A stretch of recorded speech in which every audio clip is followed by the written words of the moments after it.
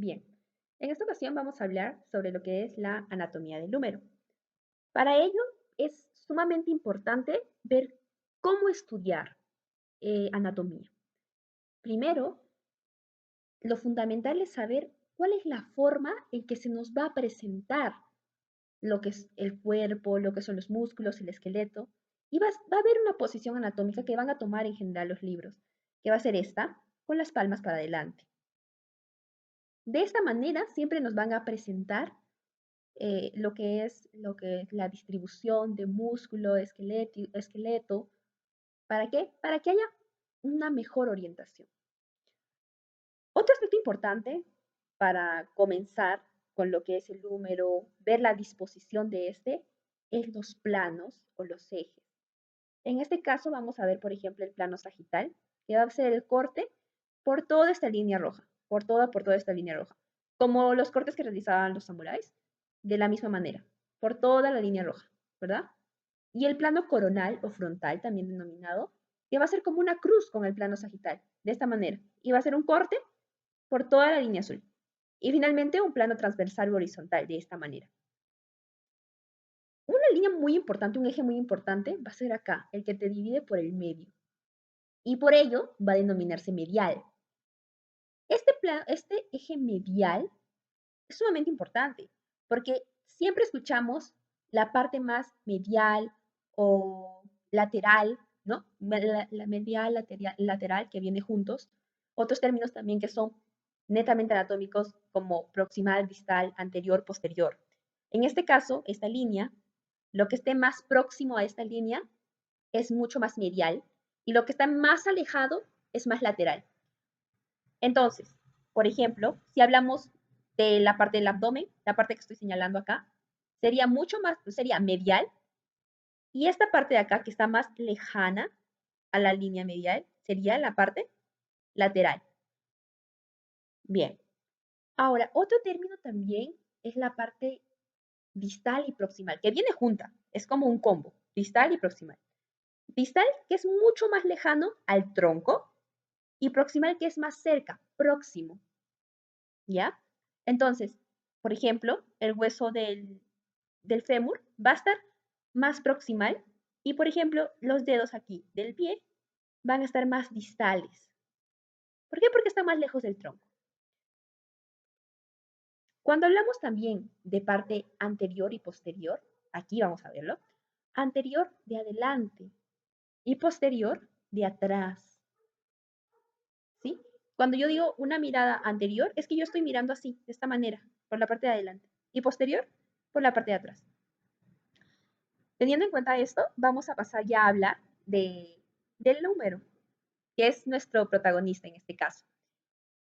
Vamos a ver que este húmero está aquí, ¿verdad? ¿Cuál sería la vista que estaríamos teniendo? En este caso, esta sería una vista anterior. ¿Por qué? Porque estamos viendo este húmero de la parte derecha, ¿sí? Este húmero. Entonces, nosotros estaríamos viendo acá. Este húmero tiene una parte, las partes de arriba, de los extremos, que se llamaría epífisis, pero no son simplemente epífisis. Esta es una epífisis proximal y esta es una epífisis distal. Es por eso la importancia de saber proximal y distal. ¿Por qué? Esta es la proximal porque está más cerca al tronco y esta es la distal porque está más lejos. Próxima de proximal y distal de lejana. Entonces, esta parte va a estar mucho más lejana. ¿Por qué? Porque va a tener que recurrir todo esto y recién llegar al tronco. Y es por eso que vamos a tener una epífisis proximal y una epífisis distal. Después también tenemos a una diáfisis. Diáfisis y es la parte más larga, como el día, larga.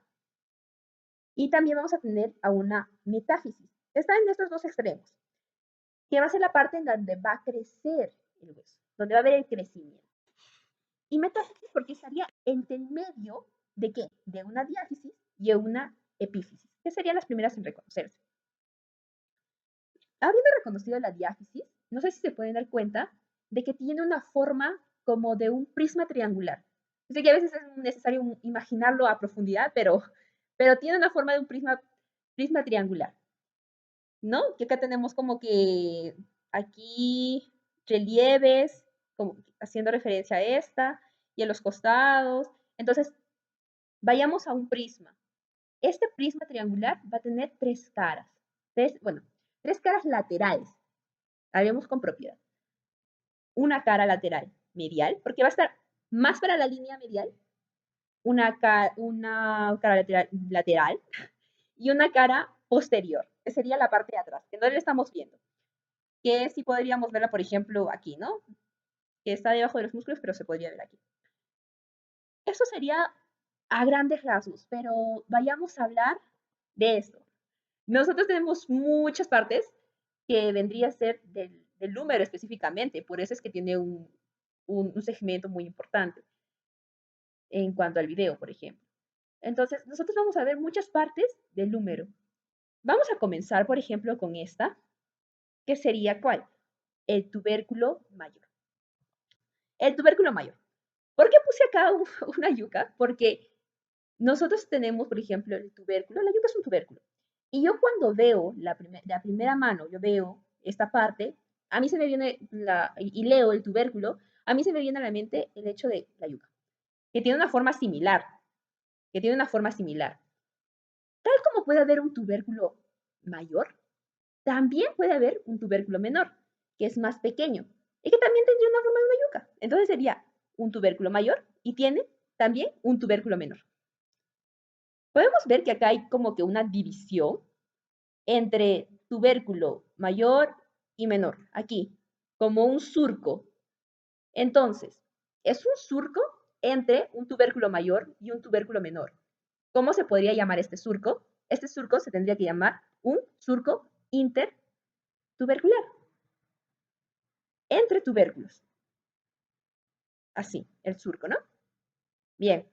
Vamos a ver también que hay segmentos acá que no lo voy a hablar todavía porque no quiero sugestionarlo. Vamos a hablarlo de esos segmentos en la parte, por una parte posterior. Después de esta, vamos a hablar de unas crestas. Unas crestas que van a venir acá. La cresta, ¿de qué? De un tubérculo mayor. ¿Por qué? Porque estamos haciendo la secuencia, pues. Y la cresta del tubérculo menor. Ahí tenemos la cresta del tubérculo mayor que sigue la secuencia del tubérculo mayor. Y nosotros vamos a tener una cresta del tubérculo menor. Y vamos a tener seguidamente una tuberosidad deltoidea. Tuberosidad, un poco de prominencia. ¿Por qué es importante esto? ¿Por qué? Porque estas prominencias, estas deformaciones que vamos a tener en el hueso del húmero, van a servir para que ahí pueda insertarse un músculo. Y en este caso va a ser el músculo deltoide, que podemos verlo acá. Entonces, este músculo deltoide, si vemos acá la puntita, pues va a estar adherido ¿a qué? A la tuberosidad deltoidea. Muy bien. Habiendo tenido esto en claro, vamos a ir un poco en contra del orden que estábamos teniendo. Y vamos a irnos de frente a lo que es la fosa radial, la fosa coronoidea, el capítulo o cóndilo y la tróclea. ¿Ok? En este caso, por ejemplo, la fosa radial, que vamos a tenerla de este lado. Fosa radial, aquí se va a conectar, por ejemplo, el radio, la fosa coronoidea. ¿Y por qué de repente le he puesto una coronita? Porque aquí nos vamos a dar cuenta más a detalle, que tiene como una forma, un círculo que yo le puedo dar como de un cráneo. Entonces, ¿qué se le puede poner a alguien en el cráneo o en la cabeza? Una corona. Por eso sería una fosa coronoidea. Después vamos a tener un capítulo o cóndilo y una tróclea. Y ahí vamos a tener el dilema del capítulo o cóndilo. ¿Ya? Por eso es que viene esto inicial antes de poner de repente seguir el orden, ¿no? De arriba para abajo. ¿Por qué? Porque hay otros textos que nos puede decir que el capítulo, bueno, el cóndilo específicamente es esto. ¿Qué cosa? La unión del capítulo, la fosa radial, la fosa coronoidea y la tróclea. Y en este caso voy a utilizar esto, que nos dice que el cóndilo es esto, ¿no? Que incluye la fosa radial, el capítulo, la fosa coronoidea y la tróclea. Con fines más didácticos, porque así nos va a ser más fácil, pues, retener la información. ¿Por qué? Vamos a hablar de un prefijo que es supra. Supra es sobre. Entonces, si vamos a tener algo sobre un cóndilo que podría denominarse supracondilio. Entonces, tenemos una cresta supracondilia lateral. ¿Por qué? Porque está más para el lado lateral. Y tenemos también una cresta supracondilia medial, porque está más para el lado medio, ¿no? Para el eje medial. Después también vamos a tener un epicóndilo lateral y un epicóndilo medial.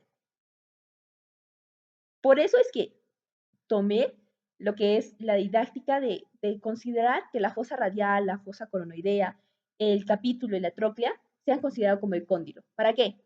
Para tomar el sufijo y simplemente trabajar con cóndilo, que es mucho más fácil. Ahora vamos a pasar a lo que es la parte posterior. ¿Cómo nos damos cuenta que es posterior? Algo muy fácil es por la espina. La espina en este caso va a estar en la parte de atrás, ¿verdad? Y la clavícula que se ve como que en la parte de adelante. Entonces nosotros estamos viendo en una mirada posterior. Aquí vamos a hablar de estos que no se ha hablado en la parte anterior. Tenemos, por ejemplo, la cabeza del húmero. Aquí también la cabeza del húmero. El cuello, pero un cuello anatómico, porque vamos a tener doble cuello en el húmero. Un cuello anatómico y un cuello quirúrgico. Nombre quirúrgico bastante curioso. ¿Por qué? Porque este cuello quirúrgico se llama así, en general, porque esta es la parte en la que puede tener más fracturas o problemas, lesiones, la parte del húmero. Entonces, aquí sería la que tendría mayor implicancia en la parte quirúrgica. Por eso se denomina cuello quirúrgico. Algo bastante curioso. Después vamos a pasar a lo que es un surco bastante interesante, importante, fundamental. Y este va a ser el surco del nervio radial. Este nervio que nos va a permitir pues tener sensibilidad, tener movilidad. Entonces, ¿qué sucede? Si nosotros tenemos una fractura, algún daño, pues nosotros vamos a tener entumecimiento de la parte del brazo, de la parte del antebrazo y de las manos. ¿Por qué? Nosotros estamos en el brazo, ¿no? Si tenemos alguna lesión en el nervio radial, entonces ya la parte pues más distal, que sería el antebrazo y la mano, pues van a tener, van a sufrir entumecimiento, insensibilidad y también pues falta de movimiento. Después vamos a pasar a lo que son la fosa del olecranon, la tróclea y el surco del nervio cubital. La fosa del olecranon, ¿por qué? Este va a ser el olecranon. Que, bueno, nosotros sentimos el olecranon, nosotros tocamos nuestro codo y es esta partecita de acá. El olecranon es esta parte. Entonces, para que nosotros tengamos movimiento, este olecranon tiene que insertarse y salir, insertarse y salir. Es por eso que necesita su fosa, una fosa del olecranon. También tenemos una tróclea para el movimiento. Y esta tróclea, ¿qué va a hacer? Que nos va a conectar ¿con qué? Con lo que es el cúbito o la ulna. Esos son el nombre de este hueso, que puede ser ulna o cúbito. Ahora estoy escuchando más el término ulna, pero yo pues uso más el término cúbito por las mnemotecnias que puede implicar, ¿no? El hecho de repente las irrigaciones, nervios, entonces se me hace mucho más práctico utilizar cúbito. ¿Por qué? Porque por sílabas, por el nombre mismo, a veces se utilizan ciertas mnemotecnias que facilitan.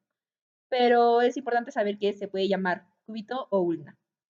Y también tenemos acá una pequeña deformación que sería el surco del nervio cubital, donde va a pasar el nervio cubital. Y también, si es que nosotros vemos, por ejemplo, tenemos ciertos daños a nivel de acá, también vamos a perder una sensibilidad. Una sensibilidad, ¿por qué? Porque el nervio cubital nos va a dar sensibilidad en movimiento a ciertas partes. Entonces, si nosotros tenemos un daño acá, pues no vamos a poder tener sensibilidad ni movimiento. Es por eso que existe un surco. ¿Por qué? Porque esto va a permitir proteger a este nervio cubital cuando se haya movimientos fuertes, cuando de repente haya tensión. Entonces, en estos movimientos, tensión, extensión o diferentes usos que nosotros podemos dar, pues este surco va a permitir que haya una protección del nervio cubital. Y en general, esto es la anatomía del húmero.